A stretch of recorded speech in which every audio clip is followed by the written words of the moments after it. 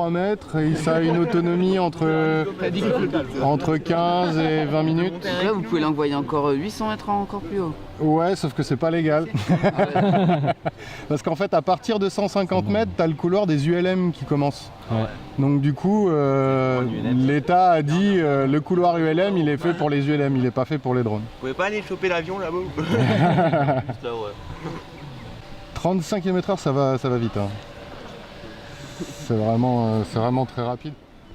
Bon, donc ceci est un drone. Un drone, par définition, c'est un véhicule sans pilote. Ça pourrait très bien être au sol, c'est pas obligatoirement aérien. Parce qu'il existe des drones au sol, vous avez déjà dû voir ça, les petites voitures télécommandées en fait, tout simplement. J'ai passé une formation de 15 jours pour avoir le droit de piloter cet engin en zone urbaine. Parce qu'en mode loisir, normalement, vous n'avez pas le droit de voler en zone urbaine, vous n'avez pas le droit de voler à côté des gens, de voler au-dessus des animaux, etc. Il y a énormément de contraintes. Après 2 semaines de formation, il m'a fallu 4 mois de bataille administrative pour avoir le droit de voler. Et il y a énormément de contraintes qui ne sont pas connues. Par exemple, on n'a pas le droit de voler de nuit, on n'a pas le droit de voler à plus de 150 mètres d'altitude. Parce que l'air de rien, les Chinois, ils ont fait ça bien. Ça va jusqu'à 1 km quand même, la portée entre la télécommande et le drone. C'est par Bluetooth? Hein? C'est par Bluetooth? Non, c'est une radio. C'est une radio, alors là je t'avouerai, on rentre un peu dans les détails techniques, mais, Non, mais c'est... pour ce qui est de la fréquence de la radio, c'est du 5,8 GHz et on est sur une bande fréquence de 5200 à peu près. Quoi. Sinon, qu'est-ce qu'on a encore? Je vous invite à aller voir les vidéos des abrutis sur internet qui ont fait tout ce qu'il fallait pas faire avec, forcément. Hein. Quand il y a une nouvelle technologie qui arrive, il faut forcément qu'il y ait un petit pourcentage de la population qui fasse n'importe quoi avec. Il y en a un exemple qui marche super bien avec ça, c'est l'invention de l'impression 3D. Vous avez suivi, ça fonctionne bien, c'est l'avenir, on est d'accord. Vous avez entendu parler du gars qui a mis des plans pour pouvoir faire une arme avec un... Bah, voilà. C'est exactement le même principe, il faut vraiment faire attention, ça peut être un merveilleux outil, parce que moi je viens du cinéma, j'ai fait une école de cinéma avant, ça fait 10 ans que je suis dans l'audiovisuel, et enfin je peux faire voler la caméra pour 1000 €. Normalement faire voler une caméra c'est 5000 € la journée pour louer un hélico, avec le cadreur qui va avec le matériel, et après comment on dit, la maintenance de l'hélico qui coûte super cher aussi, quoi. Et là pour 1500, 2000 € on peut vite faire de belles images. Voilà, donc c'est composé d'un retour vidéo. Le retour vidéo, on va dire qu'il est entre 200 et 300 mètres, hein, faut pas trop en demander non plus. Il a été rajouté en plus, celui-là. Il a été rajouté en plus à la main par mes soins et vérifié par la DGAC, qui est la Direction Générale de l'Aviation Civile, sans qui vous ne pouvez pas voler de toute façon si c'est pas vos copains. Et voilà à peu près, il reste quand même quelque chose qui est important. En France, on n'a pas le droit de survoler les gens avec ça. C'est une directive de la DGAC et de la DSAC qui disent que c'est trop dangereux, ça ferait trop de dégâts, quoi. Cette petite bestiole là, ça pèse 1,2 kg à peu près. Pouvez vous le passer pour avoir une idée de quoi que ça peut avoir. C'est vraiment léger, quoi. Après le système de stabilisation il est assez simple. Il est composé de 3 parties. Vous avez le drone qui est ici, qui coûte entre 500, ouais, on va dire 500 €. L'outil magique et la vraie révolution de cette bestiole-là, pour moi, en tant que cadreur, c'est le stabilisateur qui est juste en dessous, qui est ici. Il coûte 350 €, qui est de la même marque. C'est un gyroscope, c'est le même principe qu'une poule. Vous avez déjà pris une poule dans vos mains, si vous la faites bouger, la tête elle bouge pas, et bah, c'est exactement la même. Et c'est super efficace, hein. Donc on peut imaginer qu'avec des coups de vent, des rafales, etc., on a toujours des images assez stables. Et ça fait 2 ans maintenant qu'on a des stabilisateurs qui arrivent dans le cinéma, des espèces de gros engins comme ça qu'on peut prendre à la main et courir avec. On voit aucun à-coup de la marge du cadreur, donc c'est vraiment agréable. La GoPro vous connaissez, hein, je ne vais pas vous faire un speech dessus. Voilà. Ah oui, bah oui, après il y a plein de choses dans le cerveau de cette bestiole. On peut lui je veux dire de se caler avec 12 satellites quand même, l'air de rien, pour qu'il puisse calculer sa position. Et voilà, aujourd'hui ça va pas forcément le faire parce qu'il n'y a pas de vent, mais ça peut aller jusqu'à 35 km/h. Mais si on a un vent de 40 km/h, le drone s'en va, on est d'accord, hein, il se fait emporter par le vent. Donc il y a ça aussi qu'il faut prendre en compte, il faut regarder régulièrement la météo pour essayer d'être entre 20 et 25 maximum, histoire d'avoir 10 km/h de rafale, parce qu'il y a des rafales qui font peur, surtout dans le nord. Là j'ai tourné sur un terril il n'y a pas longtemps, je me suis fait un petit peu peur. Et sinon le mode GPS, ça dit au drone de se stabiliser dans les airs. Et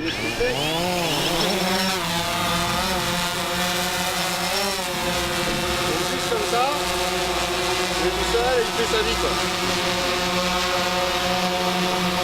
Donc à la fin le pilote il est nécessaire quand même, l'air de rien. Il y a un drone qui est sorti il n'y a pas longtemps là où il va pas tarder à sortir. Je leur ferai décoller après. Et vous avez entendu parler de truc qu'on lance là qui décolle tout seul. Ah, ça, en France, ça risque d'être un peu compliqué, je pense, à avoir, parce que s'il n'y a pas un pilote, ils ne vous laisseront pas l'utiliser. Et le problème de ce modèle-là, je dis pas que les modèles futurs seront pas bien, mais celui-là, il est un peu tendu, parce qu'il n'y a pas de système pour détecter les obstacles. Si vous faites du vélo et que vous rentrez dans une forêt, vous allez avoir 1000 € qui vont s'exploser contre un arbre. La tristesse. Voilà. Ce que je te propose, à la limite, c'est que tu peux faire un plan quand il décolle.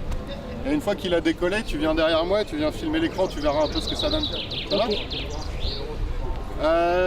Ceux qui sont curieux, vous pouvez venir derrière moi pour essayer de voir l'écran.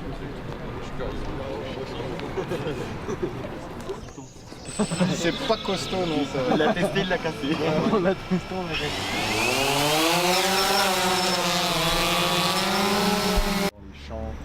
Ouais. Essayer d'éviter les pylônes électriques parce que l'air de rien ça génère des champs magnétiques et les GPS sont pas encore très bien protégés, donc du coup ils peuvent être aimantés par les pylônes électriques. Faire attention aux routes, enfin des choses un peu sensées quoi. C'est le meilleur moyen que vous ayez pour apprendre. Moi c'est plus le cas maintenant parce que ça fait 1 an que je vole, mais les 6 premiers mois, chaque vol j'apprenais quelque chose. J'en ai perdu un drone de ce prix là, ça fait pas plaisir, bien sûr. C'est parce que c'est mon métier que j'ai dû réinvestir dedans, mais sinon j'étais bien blasé. Et pourquoi? Parce que j'ai pris trop la confiance et que je me suis dit on peut se permettre de regarder l'écran et puis l'oublier un petit peu comme ça. Sauf que j'étais au-dessus de la flotte qui s'est pris une branche d'arbre et en un quart de seconde, ça dans la flotte avec les trous que ça a partout. Il a coulé. Vous doutez bien que ça donne pas grand chose. Vous l'avez pas retrouvé? Ah non, j'étais au Costa Rica et ça faisait 3 jours qu'il pleuvait, j'essayais de filmer une cascade, il y avait un débit de dingue. J'ai fait non. Salut. Raté. Il n'y a pas d'assurance rien du tout sur le drone d'ailleurs. Si, tu peux pas voler sans assurance, hein. L'État te demande un maximum de papier, un dossier de 150 pages à monter, tu es censé le démonter dans toutes les pas, dans tous les sens. Pour installer le retour vidéo par exemple, tu es obligé de le démonter et de faire quelques soudures, c'est pas compliqué. Mais à partir du moment où tu rentres là-dedans, l'État considère que tu es constructeur de drones. Finalement, c'est pas légiféré et qu'ils savent pas encore comment faire.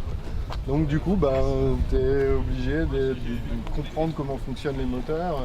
Je suis pas forcément quelqu'un de très physique et mathématique, mais C'est un peu comme avec les voitures, dès qu'on si on te le modifie demande. la voiture, il faut la déclarer à Et l'assurance. c'est pas plus mal parce que comme ça, si jamais tu as un petit crash et que tu pètes un moteur, tu peux le remplacer toi-même. Un moteur comme ça coûte 15 €. C'est rien.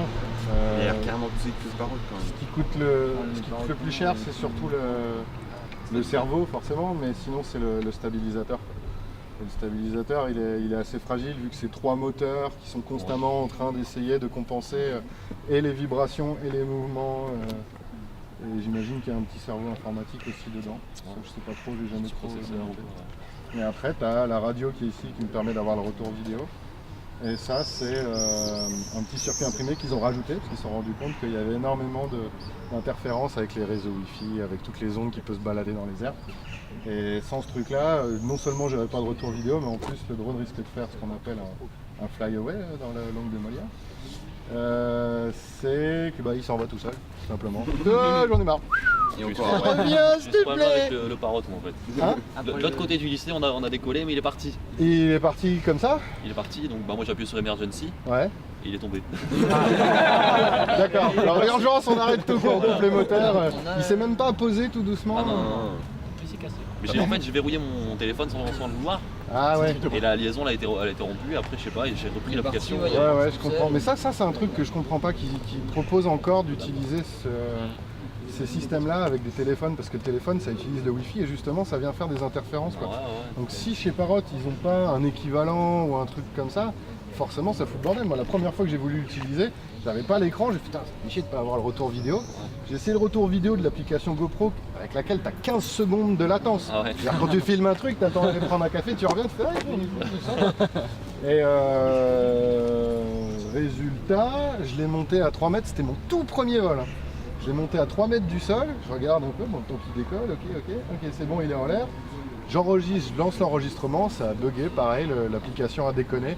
Plus de réponse du drone, rien du tout, il est à 3 mètres du sol, je suis entre la flotte et la route. Je fais, qu'est-ce qu'elle fait? Et coup de bol, il y a un moment, il a décidé de redescendre tout seul, quoi. Mais c'est des beaux outils, c'est vraiment très motivant d'avoir ce genre de nouveaux outils. Mais par contre, c'est hyper complexe, encore pour l'instant. Il y a un nouveau truc qui est sorti il n'y a plus de télécommande en fait. Ouais, j'en parlais tout à l'heure, ouais, c'est joli, ouais. Ah ouais, ça fait rêver ça, ouais, Celui-là, il va se carrément. foutre, C'est exactement, il y a le même genre d'accessoires là-dedans, c'est juste qu'il le fait pas tout seul. Mais il a, ce qui est étonnant, c'est qu'il coûte 500 $ en précommande et 1000 après. Ouais. Ouais, puis quand t'as mis 1000 € dans un truc, t'as envie de le balancer toi pour voir si ça va décoller. Et le jour où il décolle pas, tu fais mais regardez les copains. Oh merde. J'ai perdu 1000 balles. Ouais, je sais pas, ce que je disais tout à l'heure, c'est qu'en France, pour l'instant, t'as pas le droit d'avoir un drone si t'as pas de pilote. Peut-être qu'ils vont. De toute façon, ils doivent légiférer, il faut qu'ils fassent quelque chose, là, c'est trop le bordel pour l'instant. Ouais, les 10 lois des drones de loisirs, ouais. Ouais, j'étais sur.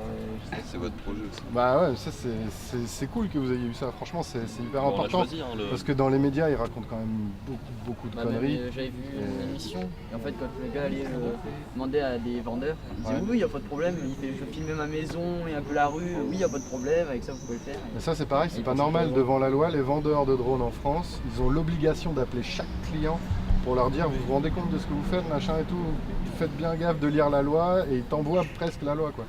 Moi quand ils m'ont rappelé plusieurs fois, ils font t'es sûr de ce que tu fais? Ouais, t'inquiète. Et à la fin, au début je voulais l'utiliser que pour le loisir, mais c'est frustrant quand t'es réalisateur, tu peux pas voler en ville et que tu peux pas voler où tu veux.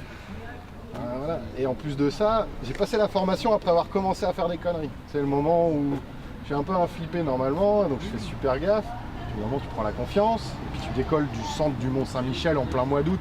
Au moment où il y a 3000 personnes dans les rues, et là tu fais le plan il est joli et tout. Sauf que non, tu fais pas ça, c'est pas bien. Même avec les autorisations, tu le fais pas ça. Donc là tu dis bon, je vais faire une formation comme ça, je vais me calmer un peu, je vais apprendre la loi, etc. Et ça m'évitera de me cramer. Voilà. C'est marrant, et c'est l'avenir. J'espère qu'on n'en aura pas dans les rues pour nous surveiller, mais plus pour pour laver les rues. Pour faire la livraison. Tu laves ta voiture au drone. Pour faire des livraisons, hein. Ouais, les livraisons, je sais pas comment ils ont fait.